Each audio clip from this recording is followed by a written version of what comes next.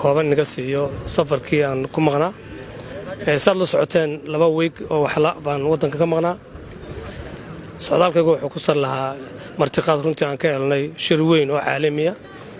oo wadanka Jarmalka lagu qabanayay magaalada madax Berlin ayaa runtii ka qayb galnay shirkaas waxaa shir laga wada hadlayay oo muxuu ahaay dhinaca sektorka wax soo saarka beeraha waxa lagu martiqaaday oo Jarmalku martiqaadeen wadamada Geeska Afrika oo dhinaca muxuu ahaay beeraha shirkaas ay Soomaaliland qayb ka ahayd marka loo eego Soomaaliland ama cid kasta oo af Soomaali ku hadasha Soomaaliland oo qura ayaa laga martiqaaday shirkaas shir caalami ah oo shir wuxuu ahaa laga wada tashanayay sida Afrika looga hormarin lahaa dhinaca wax sektorka wax soo saarka si ay u yaraato tahriibta iyo dhibaatooyinka iyo macaluusha runtii jirta ee faraha badan leh waxa laga wada hadlayay wax soo saarka la soo saaro sidii loo suuq geyn lahaa caqabadaha ka jira dhinaca wax sektorka wax soo saarka ee Afrika oo dhan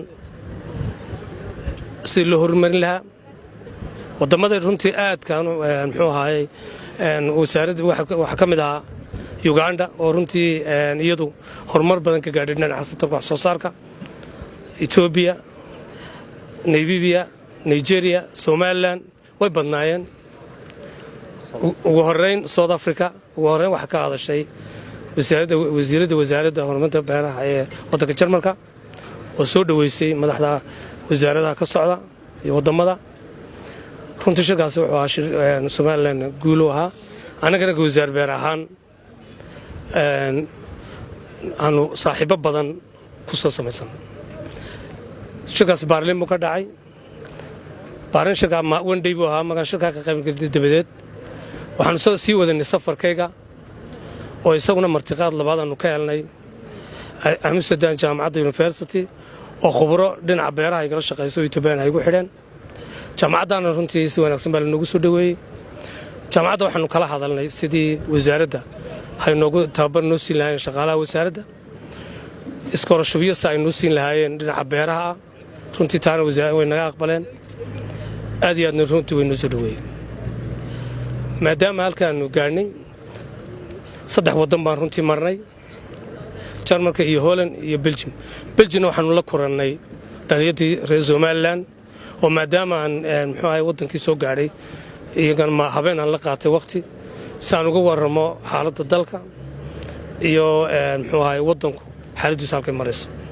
marka shirkaasi iyo socodkeegaasi runtii si guulaha wanaagsan ayuu noogu soo dhamaaday kuma koobnin kaliya inaan beeraha muxuu ahaay warbixintooda ama aan beeraha ka hadalno Holland waxaan ku kulannay MB-ga ugu taariikhda dheer muxuu ahaay 20 sano xildhibaan ahaa oo u ololeeya wadamada aqoonsiga raadinaya oo runtii kala hadalnay Somaliland oo dhowr iyo 20 sano jirta beesha caalamkana aan weli wax aqoonsiga ka helin sidoo inooga gacan siin lahaa xildhibaankaas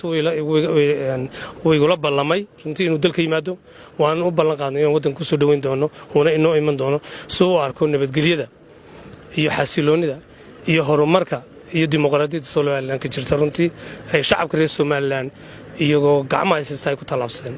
marka runtii waxaan oran karaa shirkaan ku maqnayn 2 week guul buu ku soo dhamaaday imikana saxaafadda waxaan naga mahadcelinaynaa naga lubtiina ka soo qaybgalka waxaan diyaar u ahay wixii su'aalaha ee aad rabtaan inaad weydiisaan diyaar baan